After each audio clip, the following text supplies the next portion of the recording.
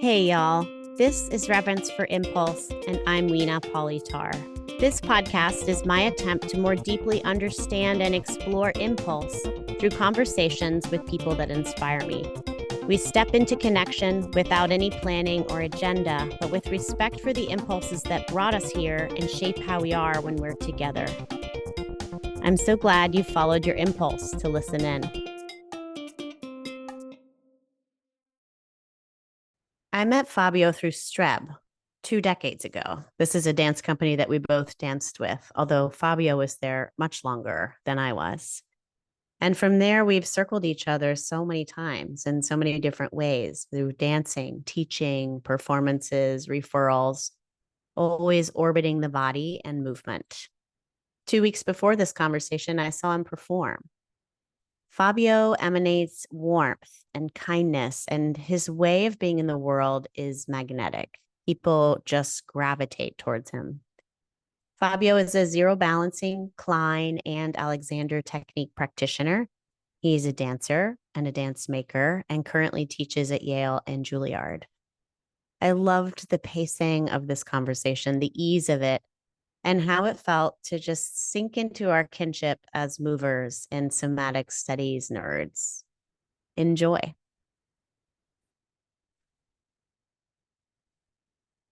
Thank you for doing that. Of course, thank you.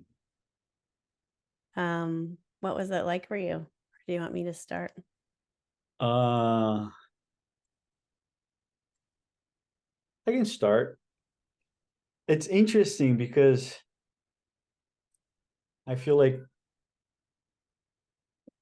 there's, me still trying to be a technician, In your body? my body, in my mind.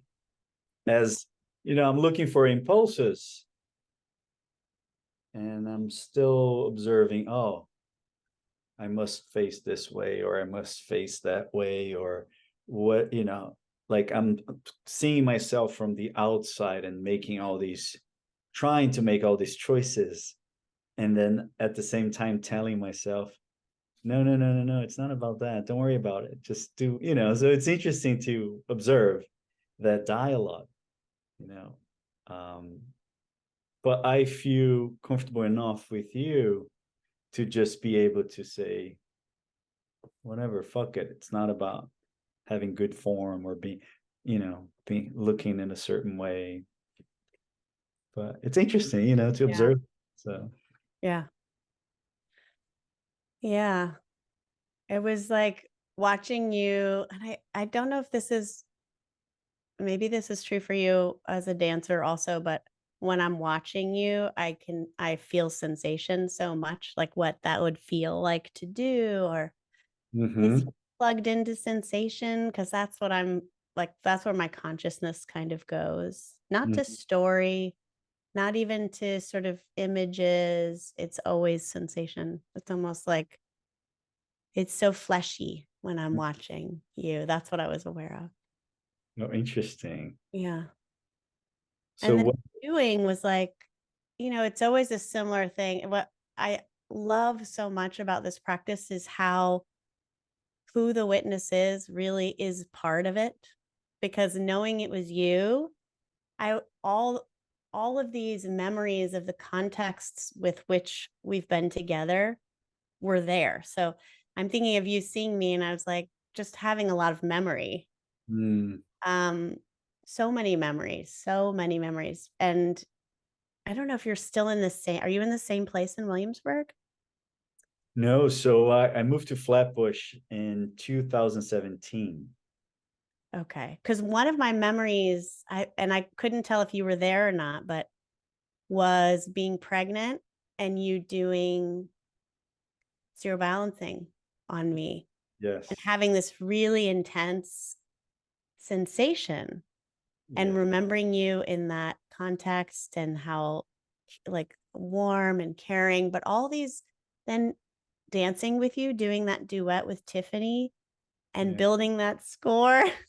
So many rehearsing, and then STREB. I mean, there's a flood of memories that sort of came into the picture, and I could feel time.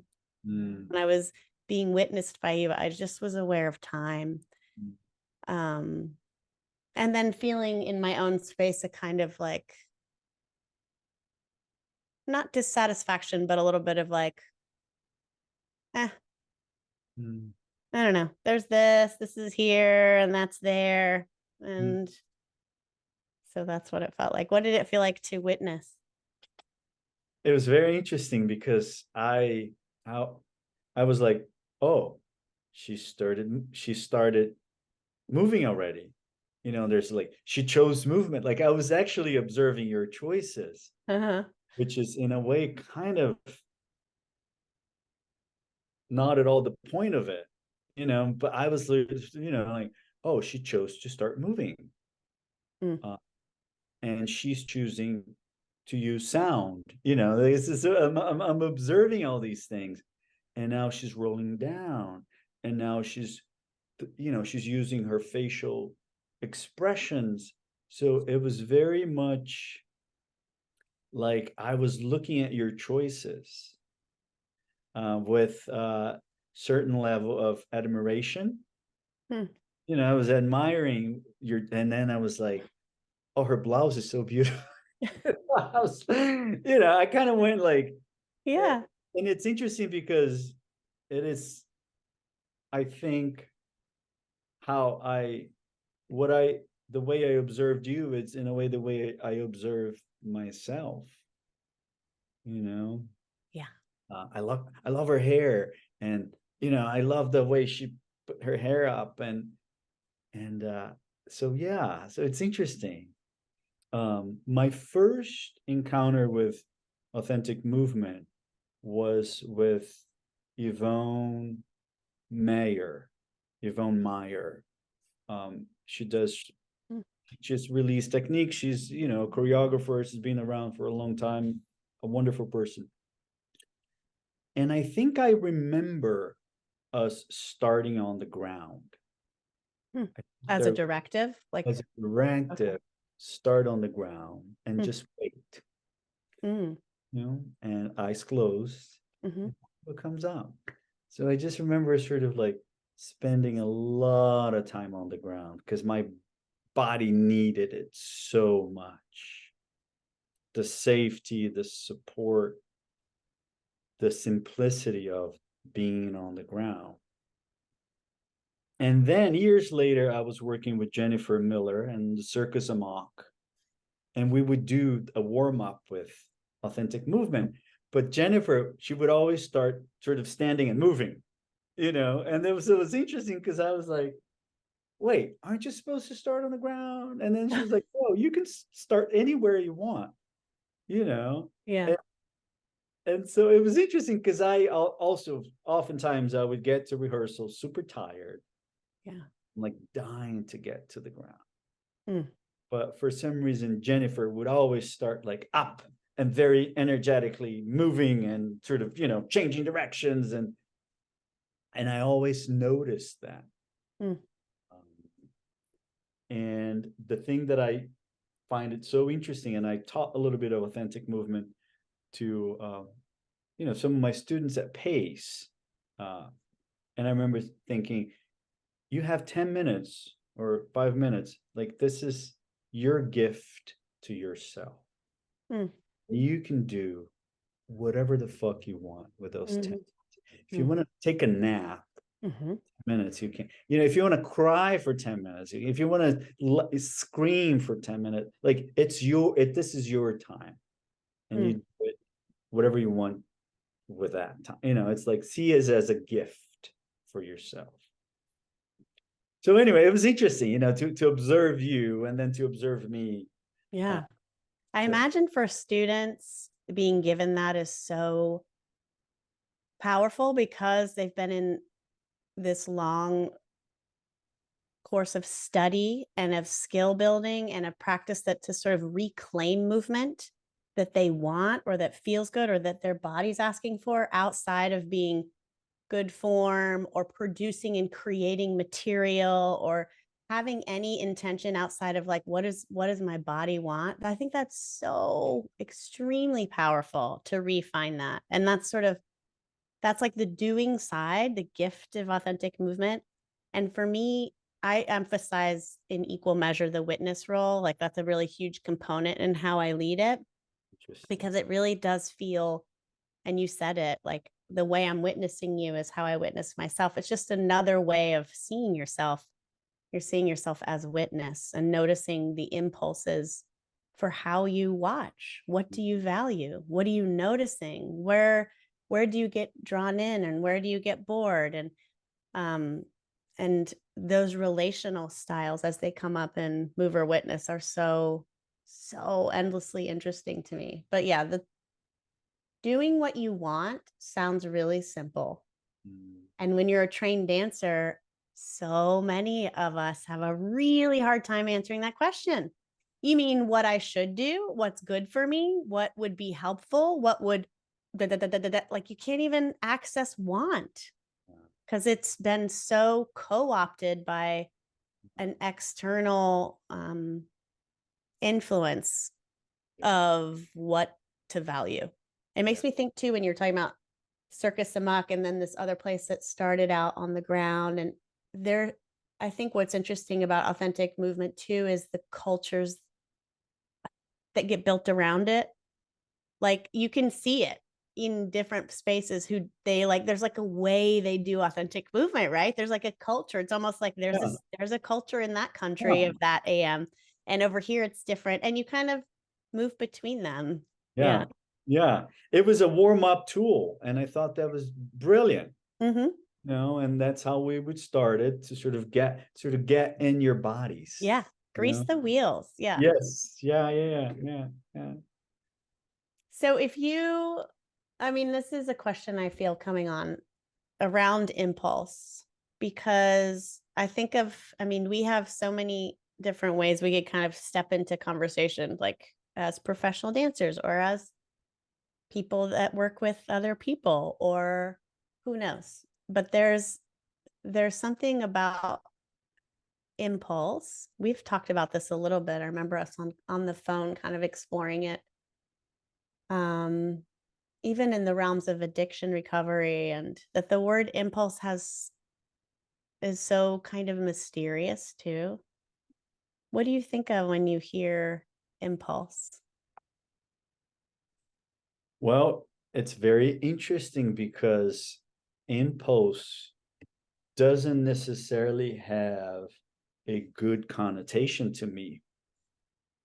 And now, now that I come to think of it, it's like, oh no, it's,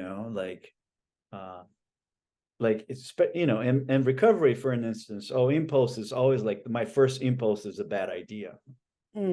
There's all that thing. Yeah. If you're alone, you're in bad company. Or as a child, I remember always being, I was very creative as a young boy, but that wasn't necessarily helping me, be a good student.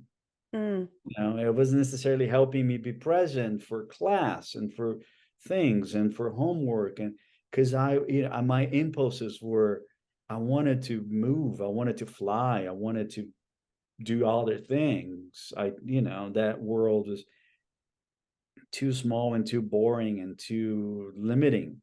Yeah. For me, physically and mentally. So it's interesting because all these ideas about impulse, I mean, that I'd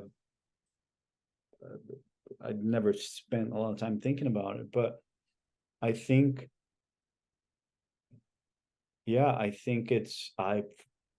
for the longest time, I've associated impulse with like, be careful, Right. be careful, so. Has that changed? Like, has it? Yeah. Well, so I've been in therapy I've been doing somatic experiencing for the last 4 years. And it started in the pandemic. I started noticing all these reactions in my body that I didn't have control over. And this was coming from somebody who had done extensive amount of therapy, spirituality, recovery, self-help stuff, you know, a certified Alexander technique teacher, certified Klein technique teacher, zero balancer. So I had all these sort of body of knowledge and a tremendous amount of experience in that field. And I caught myself having all these really powerful reactions in my body that I couldn't control. And I didn't. Was it in reference to the pandemic or just like at that time? I think it had a lot to do with the pandemic, but also I was in a relationship at that time and I was trying to figure out that relationship. And so it just hit me, the whole thing, the relationship, the pandemic. I couldn't get on the plane and come back home. I was, in a way, I felt. You were in Brazil? I was in San Diego. Oh. I had flown out there to teach a workshop in LA in March. It was March of 2020. Wow. And the whole thing, like, stopped. The world stopped. And I had to stay there. I was there for a couple of months. And I was really scared. Yeah. And so, I started to reading a little more about it, watching some videos about Peter Levine and somatic experiencing. And I started feeling, oh my God, this is what's happening with me. I'm having all these like fight or flight or freeze or things and I cannot deal with it using my thinking. And so my first year or 2 years of somatic experience, I hated it. I hated it. I was so angry. I was so upset at my therapist, who, by the way, a lovely, wonderful person. Of course. I known for like 100 years. Yeah. And she also comes from the dance world. And she was like, Fabio, I was there. I get it. Because we come in thinking that we know our bodies so well. Oh, I know. Oh, right? Yeah. And then that's exactly what you said. When she would ask me what I was sensing, or I was so far, so gone. Mm-hmm. So it's taking me a while to sort of really realize that, wow, it's very simple, and yet it's so complicated, because I was trained to like bury my impulses. And it's bad, just shove it away. And now I'm sort of at the very beginning of learning how to listen to these things and observe them. And so it's been an incredible journey, Yeah. So you Wow. said, let's talk about it. I said, oh my God, of course, I have so much to talk about, and so much gratitude for the work, it's nice to hear that too, because I do think SE has a long shelf life. I think it's the kind of work that is slow and subtle. And if you're used to having big changes in your body, you're kind of like, what? It's almost like the learning happens and you don't know it's happening until you reflect back. Like, it's been a year. Let me think back to how I used to do this or how I felt. And you realize how much is different. That's what it feels like to me. Does that sound right? Yeah. And I would say I'm finding myself in situations right now that would send me off in the past into like a complete flight, fight, freeze, something and now it's not happening anymore. So I've been telling my therapist, I was like, dude, I was in a situation the other day that I was surprised at like how chill I was upset, but that was about it. I wasn't But it like, didn't lead to action. it didn't lead to like seeing all black or all red. Yeah. you know, Yeah. it was like, it was okay. Okay, you know. So I That's so cool to hear. oh, so priceless. Yeah, I think it's interesting because impulse certainly in a similar way has had that connotation for me too, that like it's not to be trusted, right? Mm, Like it's a, and I think what I'm starting to, the way I'm starting to shift that relationship is it's not the impulse that is not to be trusted, it's the action that follows. The oh, impulse itself is in many ways I think of it similarly in authentic movement and somatic experiencing.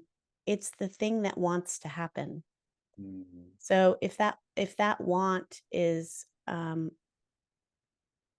an expression of vitality, or if that want is connection, or if that it's an impulse, to me it's a drive towards aliveness that gets sort of interpreted into some action, unless mm, it doesn't. And it's like very, at its most basic level, I think of impulse as survival, like when to eat, when to drink, pee, sleep. Like these are overriding signals in our body that we learn how to live with, I would say. Sometimes we listen, sometimes we don't.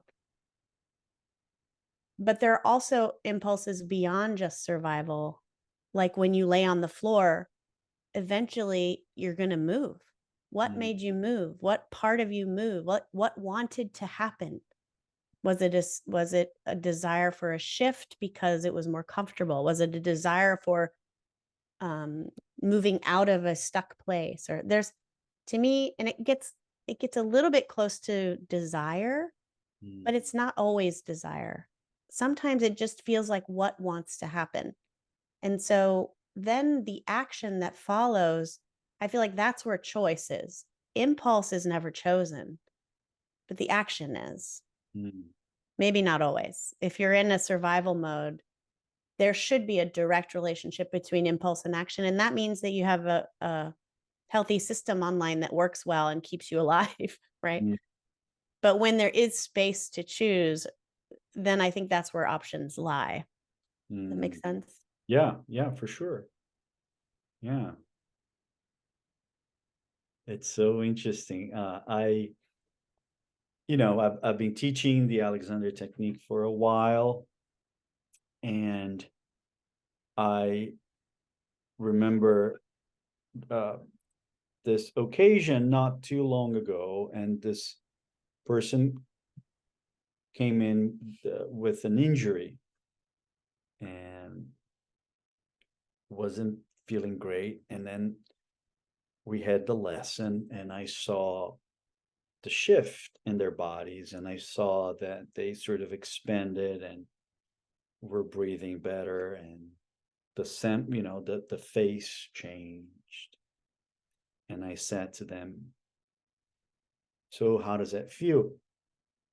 And the first reaction was like, yeah, I mean, it still hurts. And I said, uh, does it hurt 1% less?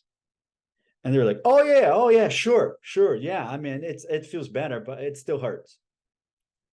So then I said, well, here in this work, I'm really it's really about the 1% in Hmm. life. And then when they left, I just thought, wow, isn't that interesting?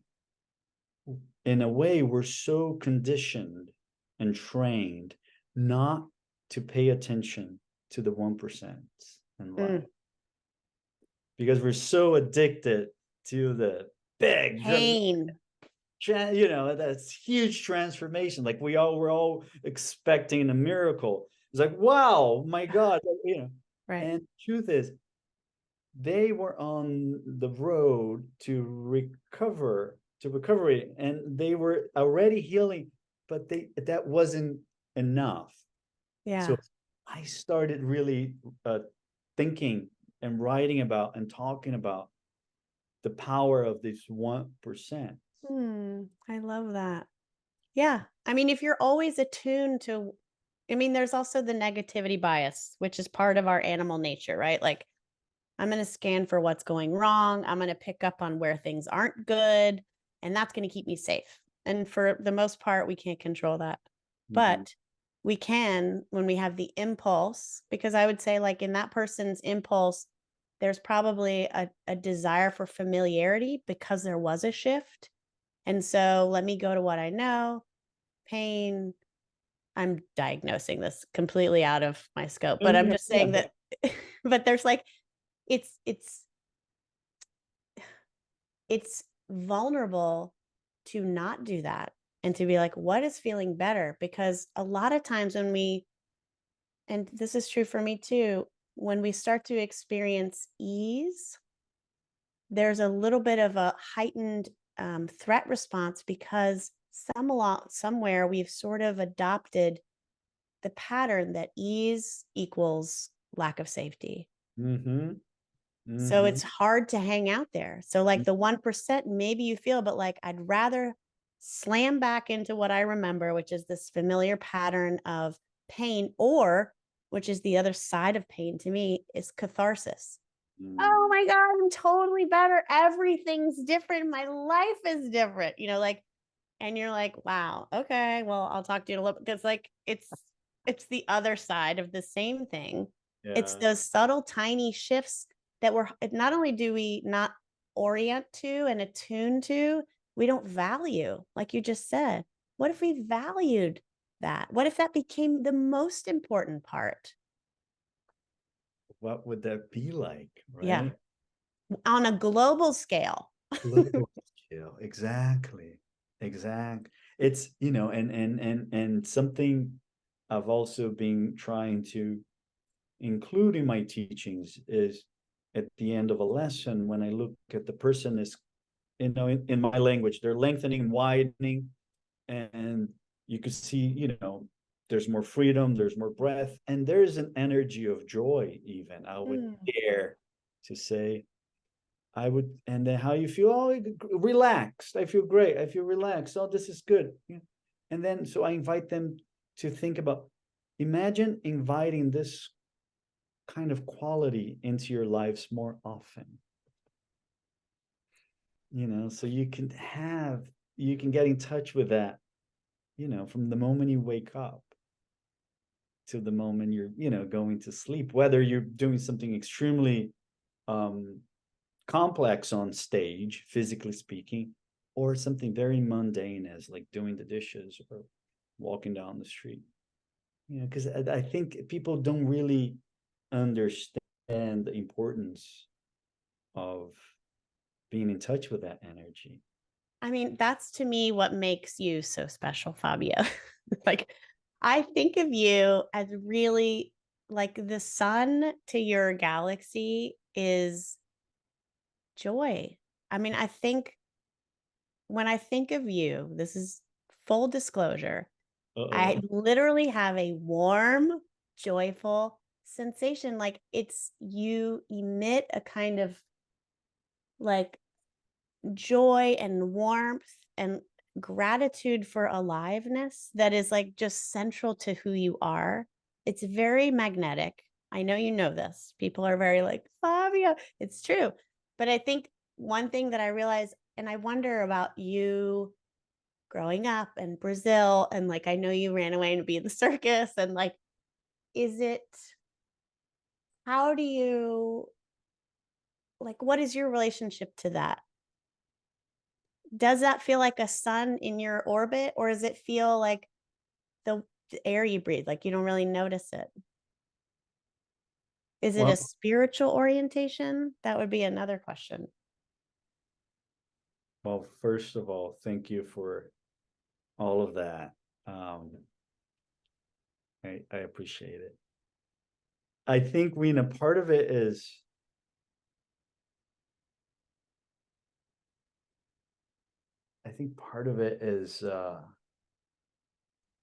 genuine. I do. I was very lonely growing up. I didn't have, like, to the outside world, it was a perfect childhood. But internally, I just felt really scared and lonely growing. Mm-hmm. I knew it was different. The gay thing wasn't something that it was normalized, where I came from. It was a really, really bad thing. Were you in an urban, like where were you exactly? Yeah, I was in southern Brazil. Well, we moved around a little bit, but it was, I was in a big city. Okay. Yeah, mostly big city. But it wasn't okay to be gay, Okay. and it wasn't okay to to want to like take a ballet class. Mm-hmm. It was not okay. And so I think, growing up, I had all these anxieties and fears and and I felt very lonely. And then, of course, drugs and alcohol seemed like the perfect solution. Of You know, course. all the courage I Yeah. needed, Liquid courage, baby. liquid courage, exactly. And I finally connected with people. I finally, was able to sort of let my true colors out. And then, of course, there was the crash that came afterward.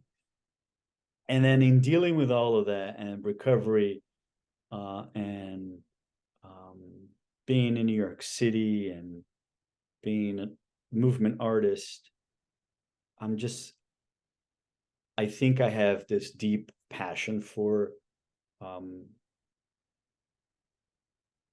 well, they say the healer is somebody who's on a journey to sort of self-healing journey. And, so I want to teach people. I want to help people because selfishly, in a way, it helps me too. Always. Yeah. And so I think there's a spiritual component. And then what I'm learning more and more as I dive into this somatic world is that some of it is kind of it's a facade. Yeah. Trying to protect myself, and so being nice and being the fun guy and being like, a lot of the times it's not what I genuinely want to be doing. Mm-hmm. So it's like I'm sort of dealing with all that energy now, which is I think it's great, but it's a little bit of everything. And it's scary to let that, I mean, everyone has the facade or their performative aspect of their character that they think is more loved than who they actually are. And I think it's just part of growing up, but I think sobriety helps a ton also in teaching us that actually the you behind that is where all the gold and all the value lies. And that in fact, there's something always on like an animal co-regulatory, like, nervous system level. There's a way that bodies recognize that, I think. Like my feeling of safety with you isn't because of that facade. Do you know what I mean? It might have been the initial sort of draw, but there's something that my body registers as safe and warm that's generating that projection. Does that make sense? Like that. And I think I can feel into that. Yeah. I think most people can. That just like it's a thing. I think we sort of trick ourselves, at least for me. I was like, I have to be like active and movement all the time. Like for me, authentic movement taught me a lot about like, don't do shit. Like, what if you don't do anything cool with your body at all? Who, like what makes you special now? And it was like, Yeah.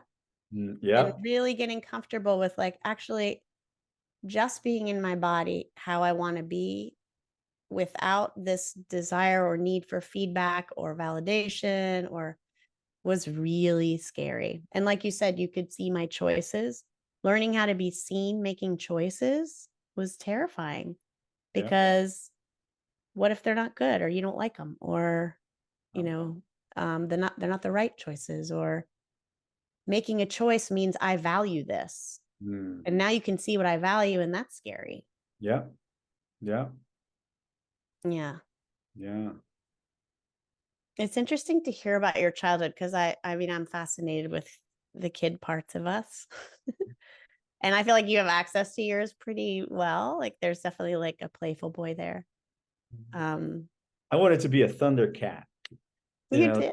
that was my thing because I was like, they can jump. They're so strong and powerful and flexible, and they're, and it was safe to say I wanted to be a Thundercat as opposed to like I wanted to be a ballet dancer. That wasn't safe. Oh, yeah.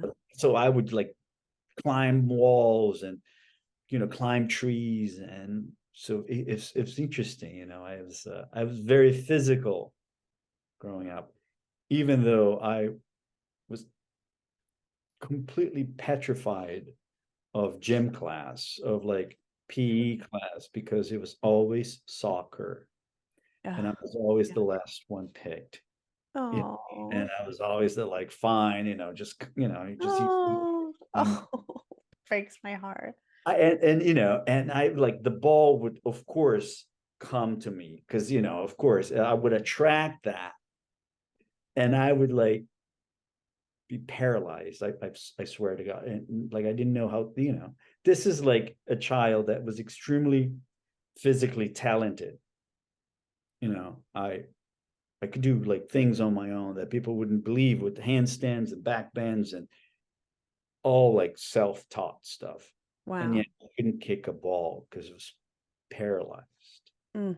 here. So it's just like, wow, it's interesting. Like I look at this child now with so much compassion, but it's like I just wish that, wow, somebody would have told me, kid, you're gonna be fine. Don't worry about it. Playing soccer is not, the sort of, it's not a requirement for being a good human being. It's just like, but who knew?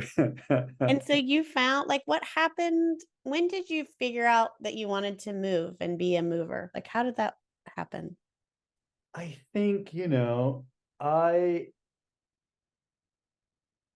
I met some girl, and when I must have been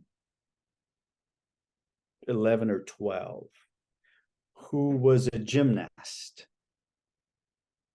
and that completely like blew me away because she could do side aerials, and like she could do things with her body, like playing around, and I thought it was a physical response. Yeah.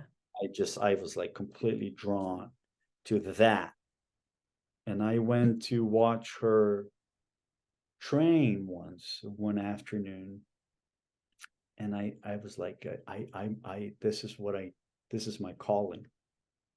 I couldn't see myself chasing after a ball, but I could see myself doing like flips and handstands and splits, and then the year later we moved back to southern Brazil, and my mom took me to a club, to a Like a gymnastics class. But by that point, I could do round off, back handspring, by myself. nice. I How mean, old were you? I was 13. Oh my God. I taught myself how to do a back handspring by myself. On the ground, probably. I would just put layers of comforters Uh-huh. in my bedroom, Yeah. and spend hours by myself, like figuring out how to, it's just like, now Wow. come to think, is like it was my body wanted to do it, you know. Impulse. So that impulse. And then I learned how to do a round off, and I would stop, and I would throw myself into a backhand. And then eventually I connected round off backhand spring. Oh, you must have been so excited when you figured that out. I was in ecstasy, it was like this, that it was finally like that. I think it was a spiritual experience, I'm sure. going from like, you don't know, you have a really bad body, you're not coordinated enough to kick a ball, you're certainly not smart Mm. to like being, wow, I figured out this thing and now I can fly and I can do, and it feels so easy. Ugh. It I was mean, just, and listen, I've seen you do roundup back handspring, and it does look like you're flying and it does look easy. Like, of all the bodies I've seen, you have always maintained this like flight. I mean, you say it, but it is really like there's a suspension and lightness with your relationship to the ground that is like nobody else. It's so, and I wonder, like, does that translate into Alexander and Klein? Like, that lightness, I feel like you already had that. Did you feel when you went through those trainings and education, did you feel like you learned why you have that? Or what was the experience like learning that?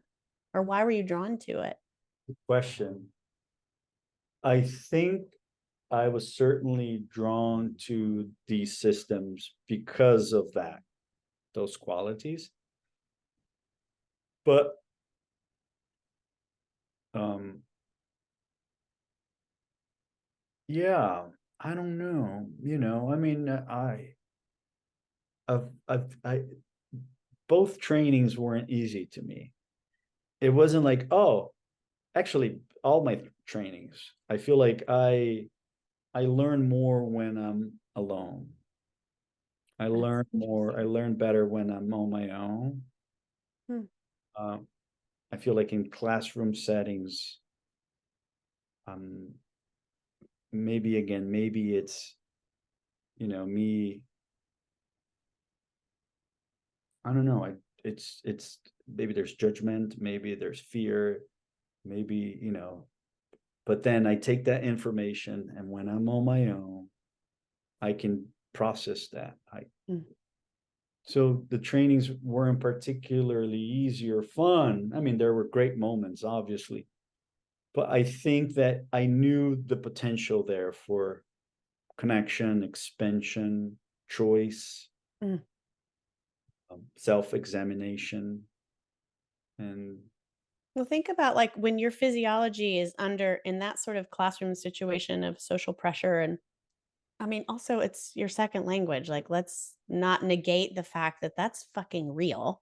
I don't know how you do it, but that you have all these stimulus that can sort of launch your physiology into a bit of an activated state and a bit of a state that's not able to be super porous and take in information and apply it and think it through. And because you're sort of fielding these social cues and responses, it's like you don't have access to all of your resources. And that makes so much sense. I think of education, especially for kids, that you have to assume at least half of the children in that classroom are in a similar state, right? And so all the various ways we learn are so important to examine and to offer. I think of like just between my four kids, completely different ways of learning, totally different. yeah. Nick, you can put him in a classroom.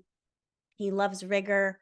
He went to a very challenging high school and college. He likes that book smart rigor. He's very relaxed in that. Mm. Eddie could give a shit about school. Fuck school. He's going to go figure it out completely on his own. This is the kid who just like plopped down on a piano and starts playing ragtime that he learned on YouTube. Like he's that kid. Like he's going to take in what he wants. He's going to be very passionate about an interest. He's not going to give a shit about jumping through hoops. Ori, mover. He's got to be moving. If you want him to take information in, he needs to be in motion. And when he's really still, he like fogs over, but he's very social. Like he needs to move and he needs to be like fleshy and with people and interacting and like that. He learns, he can learn from video, but then he wants to talk about it. Like there's a churning. That's how he learns, like through learning, speaking, communicating, like the relationship part. And then Joni, who goes into these very focused deep dives to the exclusion of everything else. and we'll just like do one thing, like splits. She's been completely obsessed with getting splits. And so I'm like making dinner. I'm like, where is Jenny? I look and she's setting up the blocks. She's working on her splits. Like she's just, there are a lot of other things she needs to be doing, but like she's going to narrow in and she's going to really focus. Ever since she was tiny, she would just like, she has this ability to just go very deep in a very like narrow channel. And then she can come back out with it, but she can't do it.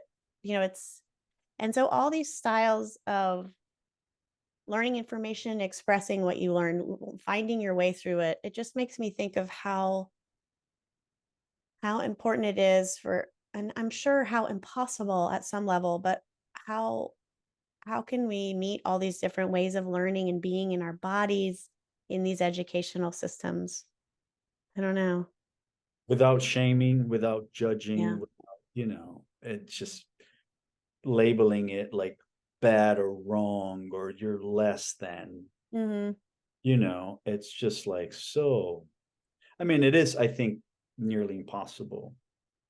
And yet I think that maybe there is some basic things that could have, supported you. Yeah.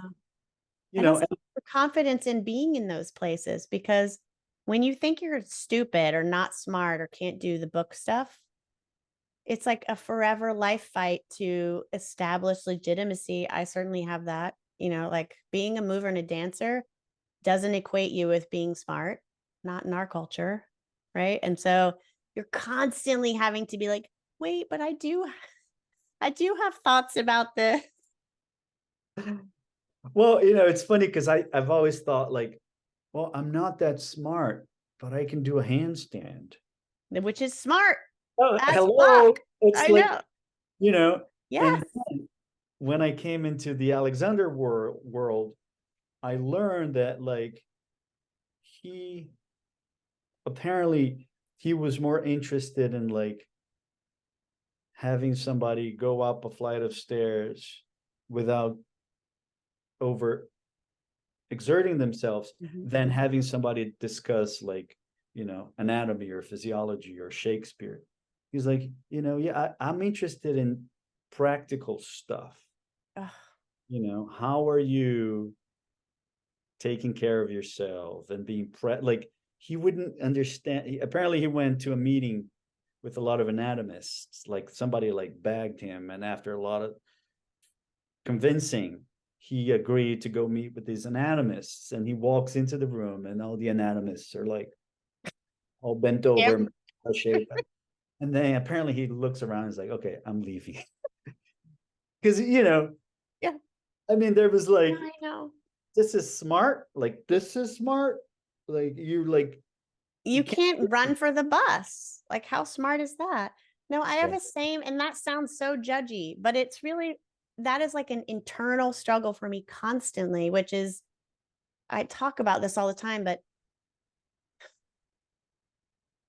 I think when we start talking about like the intelligent person, it's completely, what is the word?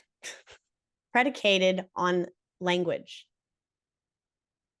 It's in speaking or writing or finding the right words, being able to articulate what it is that you know, what it is that you feel, your ideas. Everything it's always about linguistic expression. And you and I both know there's an entire other language, which is the language of the body, that is not in words. And for me to translate that all the time into speaking words or writing words denies the richness and the depth of the kind of intelligence that is there in the body without it having to be communicated. There's things we feel.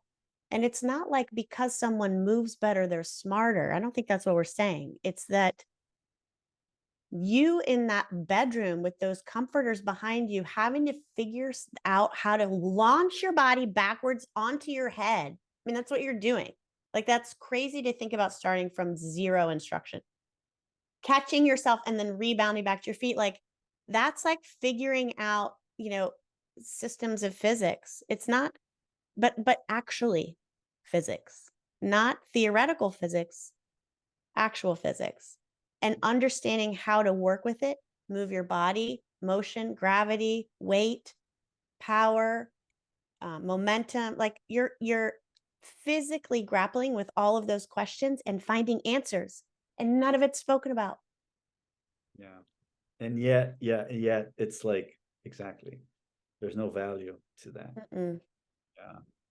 And I think what's also crazy, I'm sort of grappling I'm like, I feel like I'm reaching midlife crisis. This last month has been rough, Fabio, but it is like, I think part of what I grieve in recognizing this sort of midway, I'm assuming I'm living till 100, midway position in my life is this reflection on what do I have to show? What do I have to show for my life or experience, which is a very narcissistic kind of ego trip. The grieving, I realize, is in the lack of tangibility of it, because everything that I do and love is movement and bodies and moments that are not documented and don't have any tangible form. Dance goes away. You can film it, but that's a film. That's not dance, right? Movement goes away. I mean, sessions go away. I mean, maybe there's a felt change in a body or a system, but like there's not a thing I can show you for the decades of time and work, that same as you, that I've devoted my life to. And so there's some, like, I think probably a desire to legitimize that in the ways that this culture legitimizes it, through written work or like validation of some kind. And then there's just the reality that that's, I'm not unique in that way. I'm sure many people feel that, it's not, people aren't writing books every day or establishing their life's work in some tangible form. No, you're just living your life. So, but it does strike me that when you live a life that's built in time and space, there is no relic of it outside of your body. Yeah. How are you doing with aging, Fabio? Well, I was gonna say, Yeah. I think that's that's a great segue. I see a lot of my friends in my community going wild with the whole like Botox and dyeing their beards. Nobody wants to go gray, nobody wants wrinkles. And suddenly, they're like, I see all these faces and this, and yet, and I'm thinking in my mind, like, well, and yet you're not taking care of the one most important thing of all in your life, which is your spine, like, Spinal Botox, Fabio. It's I want coming. that, like you should be working on your spine, remaining flexible and supple and free, so then you can age gracefully, my friend. Preach, Fabio, preach. So you can live in New York City, go up and down the stairs, and then like and instead you want to look like you're 22 and you can barely walk, and Yes. so anyway, this is me being completely judgmental, but this is our community of peers.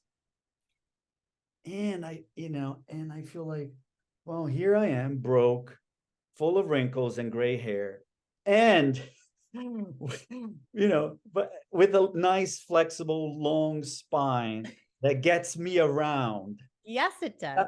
Painlessly, with pleasure and joy. And joy. And so, like, it's just, how do I profit on that? How do I market that? I know. Oh God. Well, let's talk about running a business. Jesus. It's the worst. Here's the thing. I'm right. Like, I don't know about you, but what you just said, like, sign me up. All my money will go to that. Like, that's how you sell it. You speak your truth because, yeah. Do I spend time in the mirror, like, lifting different parts of the skin of my, sure. Because I'm like, what would it look like if I didn't have this intense wrinkle here? Sure, I do it. And to be honest with you, the thing I think about more than anything is the sensation. When I feel a sensation of aging, and that could be anywhere, my spine, it could be my skin, it could be my face, there's a feeling of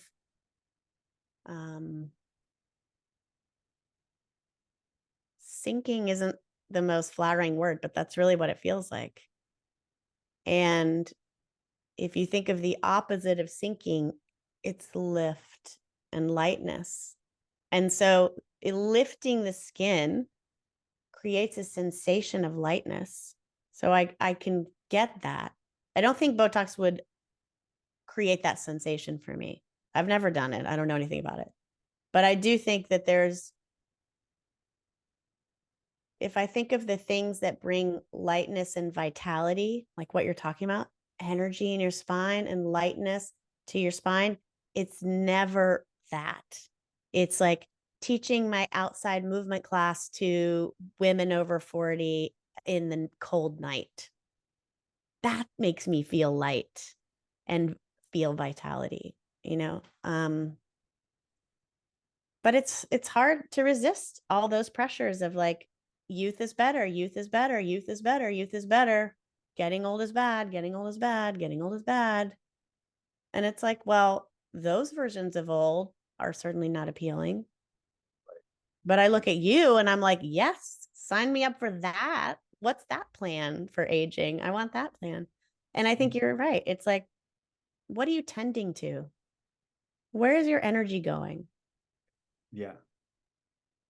Priorities, right? It's just, I think, because and especially in my recovery community, I'm surrounded by a lot of gay men, and that we have this, it's a gym, we're obsessed with gym, going to the gym. And all these bodies, with all these like out of proportion, and people are like, Jeff. and they want, it's like, if there's a new drug that is going to make you, oh, I'll take it. We're desperately fighting this thing. What do you think that impulse is? What is that impulse? What is it? What is the origin? I know what it is for me, but what is it? I think it's fear, of course, but it's fear of becoming invisible. It's fear of becoming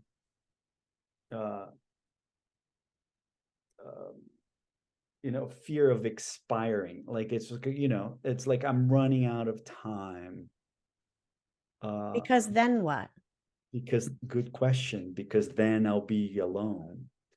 Mm-hmm. Then I will be discarded. That's a big cultural lesson, or God, my words are not here today. It's like the sales pitch of our culture. You will be discarded. The older people in our culture are discarded. Are being replaced by young people with no wrinkles, no gray hair, with like toned bodies and hydrated, skin. Yeah. So it's like, can you imagine, like, as you're moving through life, you're just feeling like, oh my God, the clock is ticking. My value is depleting. What a horrible version of it. Jesus. Yeah. What if it flipped? What if it was your value increases with age? Exactly. Every wrinkle makes you more desirable.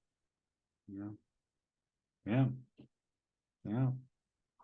I have a have a great teacher that I love and adore. Her name is Karen Bayer.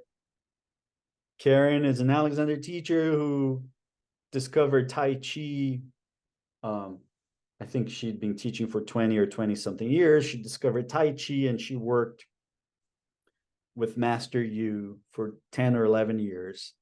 And she says that apparently he taught her make sense of everything she knows. And she says, oh, Fabio, come back in 5 years. I'm going to be so much better. Like, oh, wait, I love wait, wait, give me another 10 years and I'll be like amazing. Because in the culture of martial arts and Eastern cultures, you cultivate that power, you cultivate that sense of youth and wisdom. And so the more time you get, the older you get, the wiser and stronger you become. And I love it about her. She's like, give me another 5 years or come back in 10 years. I'll be much better. Oh my God, I love it. And, How do we flip that script? right? It's hard. So when you're running a business, like you said, and you're trying to offer something that you deeply believe in, it's hard to talk about it. It's hard to quantify it. Like, if you buy this, you get mink, mink, mink, mink.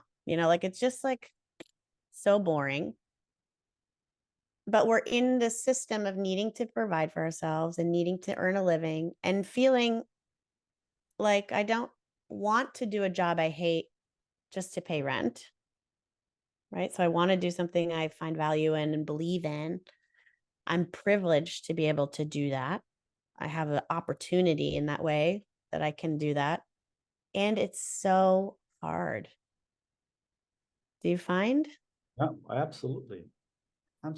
Yeah, because I feel like part of me, I don't want to sort of set the devil and say, buy 6 classes and improve your posture, and this and that and feel better, like, Right. or, you get your money back. It's like, I don't want to do that. I know. I I don't don't either. I don't want to do that. So it's like, okay, so how do I advertise my practice? How do I market what I Right. in a way that feels appealing and irresistible enough, that people say, Yeah. well, I want to come Right. study with this person. I want to come have a session with this person. And it's interesting. I think there are ways. I hear a lot of people working more sort of ethical marketing and, the honesty part and the authenticity part and being really transparent. I think I feel personally like I'm not really willing to talk about my life all the time and bring my children into it and talk about my marriage and how these things work. And like, I don't want to report out to the world about my life all the time. I feel strongly about having a private life, having a life that I don't expose, or it's not even to hide it, but just because I want there to be parameters between work and home. And that's been challenging with working at home, like, and figuring out what are those hours and how do you do that? And what is the separation if you need to go post something, or how do you be really honest about where you are and what's going on without it being an overshare of your life? And all those questions are challenging. I think it's more and more, I feel like I want the work to speak for itself. Like, just I don't need to like do the thing. Are you into it? Cool, let's go. I don't want to convince you of anything. It's a little bit like sobriety in a way, like like it's a program of attraction rather than promotion. I feel strongly about these systems that it's like but then at some point is like, wow, everybody else is promoting their I shit. know. Yeah. Yeah. Yeah. And I have people that do beautiful things that are very sort of fitness oriented or like very sort of goal oriented that seem to be fully booked. Mm-hmm. and I'm staying here and trusting the process, and just Yes, so I know. that is like sometimes it's really about taking action. How But do I? also, Fabio, also an artist. I think this is something that I came to terms with. I just saw you perform. And I was like, I mean, what was so compelling to me about you in particular in that show? I mean, everyone was naked. That was not what was compelling. I've seen you naked before. It was more that the way there was such coherence in the way you spoke and what you were doing and how you were showing up.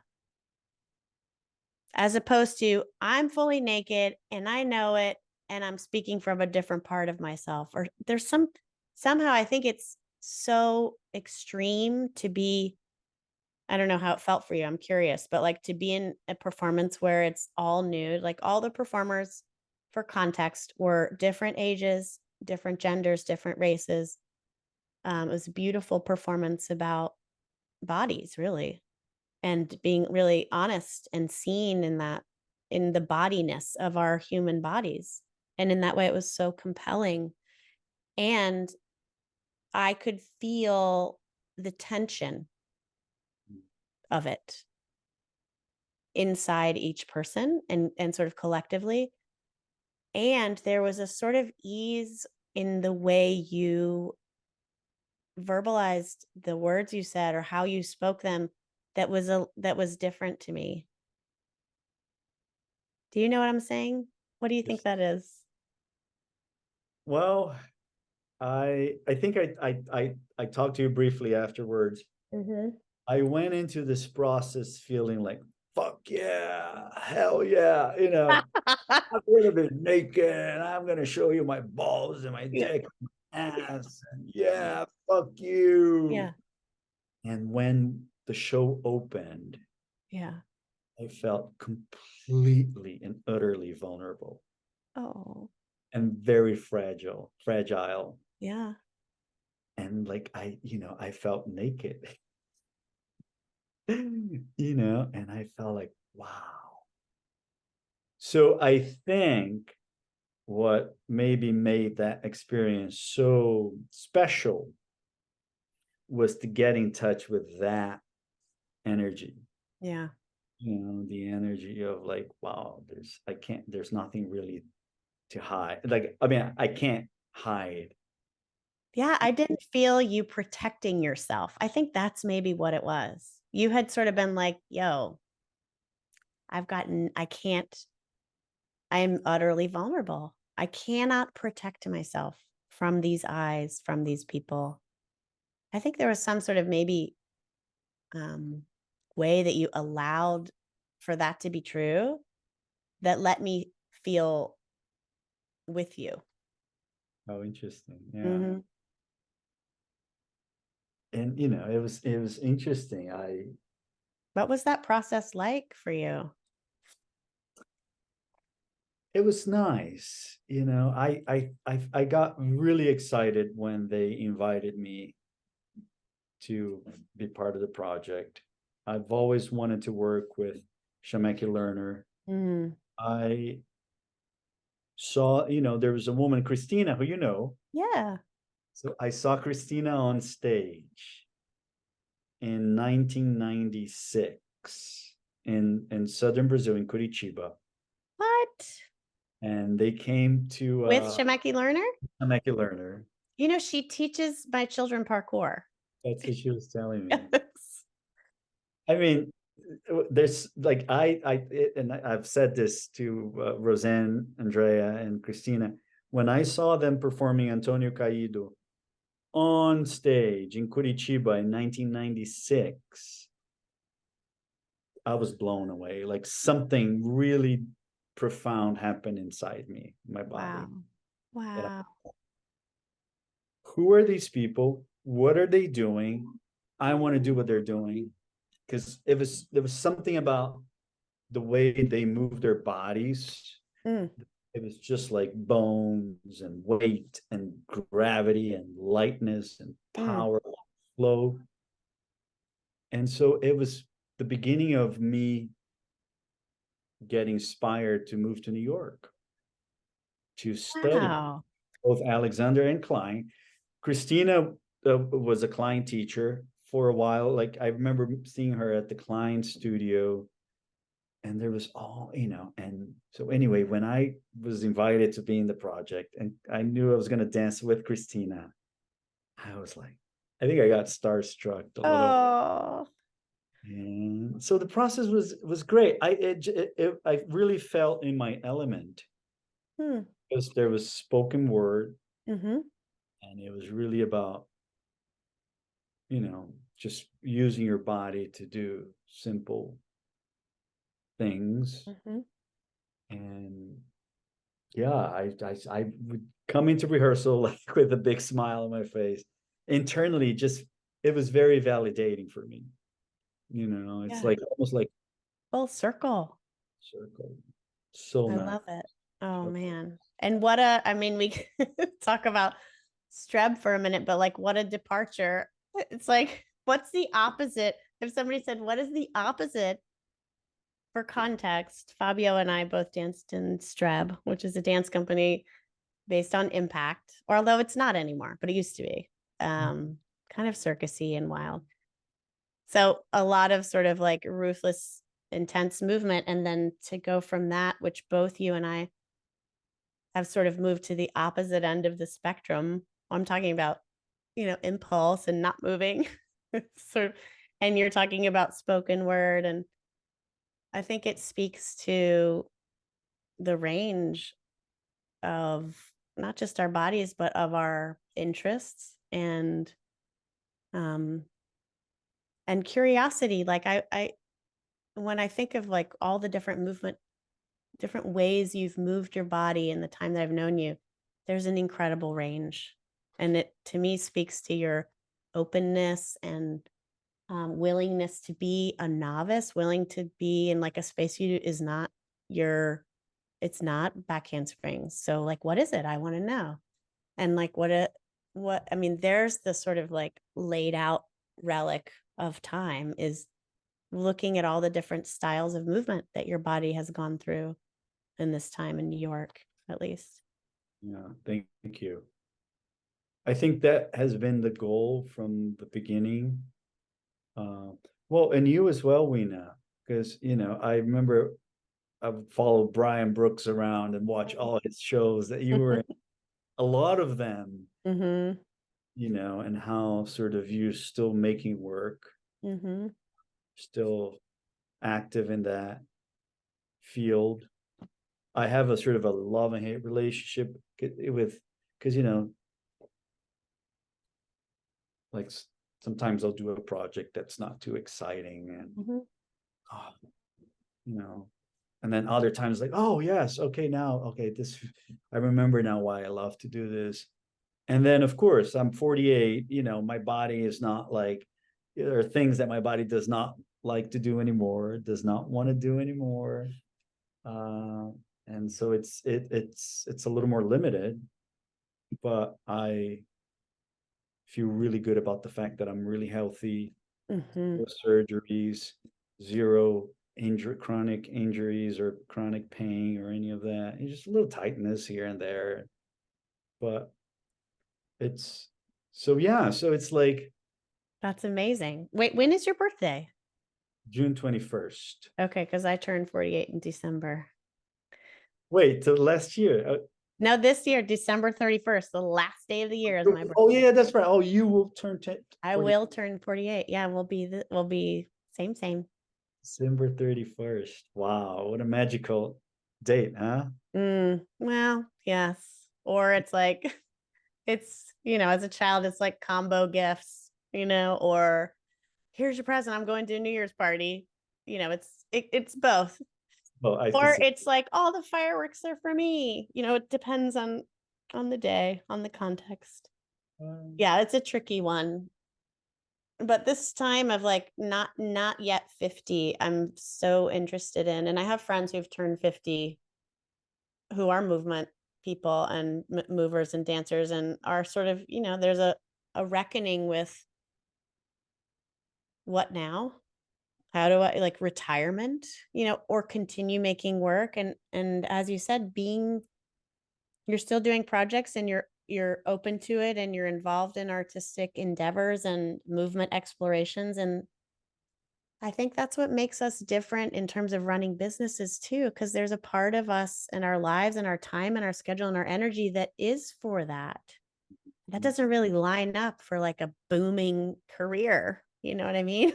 It's like, I'm going to go do this, residency for 2 weeks.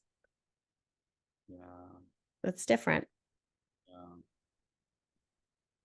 How are you doing? Good. Yeah. Good. This is very it's fun. Thank you. Yeah. Yeah. It's a weird way, especially for you and I, to just sit tete-a-tete and sort of talk. Yeah. It's nice though. Yeah. So let's see, we can wrap up, and I guess I'm wondering, like, what's on the table, or what's in your back pocket that you want to throw on the table in this coming year or decade or 20 years? Well, I mean, it's interesting.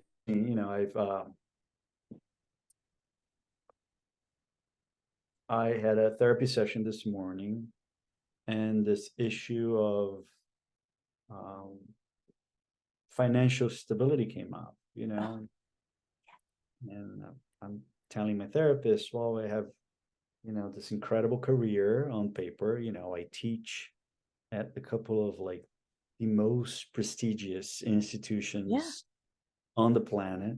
Yep. I teach at the Yale School of Drama, now called the David Geffen School of Drama at Yale. And I also teach at the Juilliard School and the dance division. And yet, I'm living from like paycheck to paycheck, and Yeah. full disclosure here. And part of me is like, well, I'm 48 now. Yep. And it's like, and it's okay right now, but is this going to be my reality? Fabio, I just got off the phone with a friend who we're all having this conversation. We're all having it. Keep going. Okay, good. And it's Mhm. like, am I going to be like, is this going to be like that in 10 years? Where I'm like still waiting for the next paycheck so I can pay part of my debt and I can just, like, Mhm. and so I don't know, but what I know is I've always been taken care of. And that's the spiritual component. And also I was reminded of that. I'm still constantly reminded of that in recovery. As long as I stay sober, there's always going to be a solution, and there's always going to be a new door and it's been true. This has been like, if I tell you things that I've gone through in recovery, it's like it's insane. It's like always when I think, okay, fuck, I'm fucked. What Yeah. now? A Yeah. new door opens up, and even bigger and better door, with more light shining through. Yeah. It's insane, right? So I know that I've never been sort of left hanging. But I can't help to think of like, wow, I just wish that there was a little more, flow and abundance, and it was a little easier, and that there was a little more security at this point. Mhm. Things I love without having to like work too hard or stress too much. But maybe it's the universe telling me to really just trust the processes and really fully have faith that I am exactly where I'm supposed to be. And ultimately, I've always been taken care of, and things will be fine. It's hard though. I mean, I hear that and I believe it too. I operate from the same, I would say, perspective. But it is, especially with kids, and it's sort of like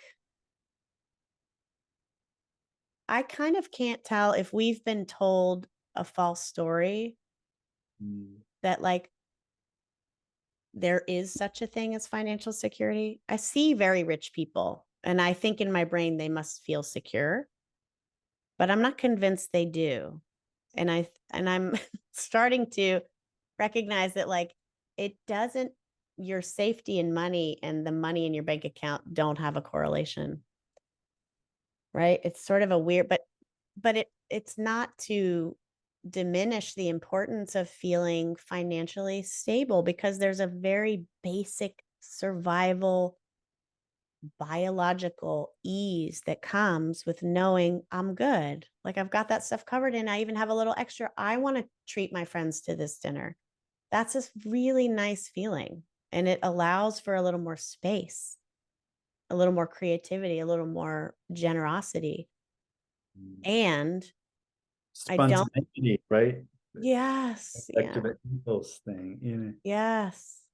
But I don't know how to draw together both of those threads with deep trust. I'm okay. I'm deeply grateful for all the gifts of my life. And I would like to have a little more financial stability. Like, I don't know how necessarily to weave those together. Perhaps there's a way. Let me know if you find it. I will.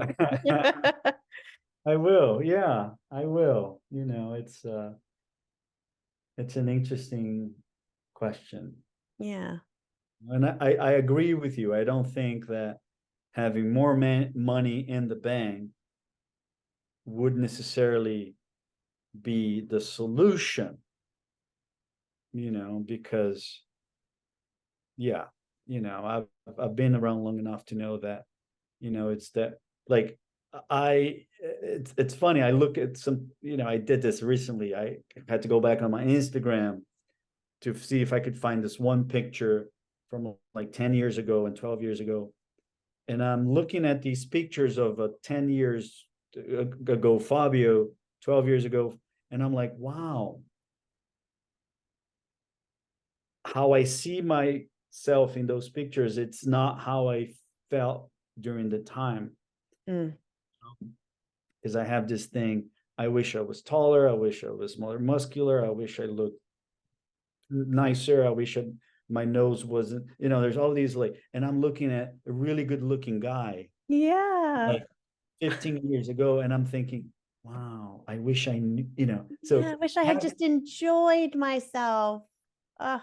Having these things don't mean that will fix the feeling or the thinking issue. Yeah. You know? So, or that we have access to that pleasure that you talked about in the very beginning, because we couldn't tune into the 1% then, you know, and now maybe we can. yeah. Yeah. Well, I'm really grateful that you took time to spend with me. It's so generous to sit down, to be willing to not know where we're going to go or how long we're going to go, and to just be up for it. It means a lot to me. Thank you. Likewise. Likewise. Fabio and I aren't done talking. I think maybe we're just starting a new way to have a conversation about what it is we do together. So stay tuned. And if you live in New York City and want a profound experience of alignment, mobility, and ease, go get a session with Fabio.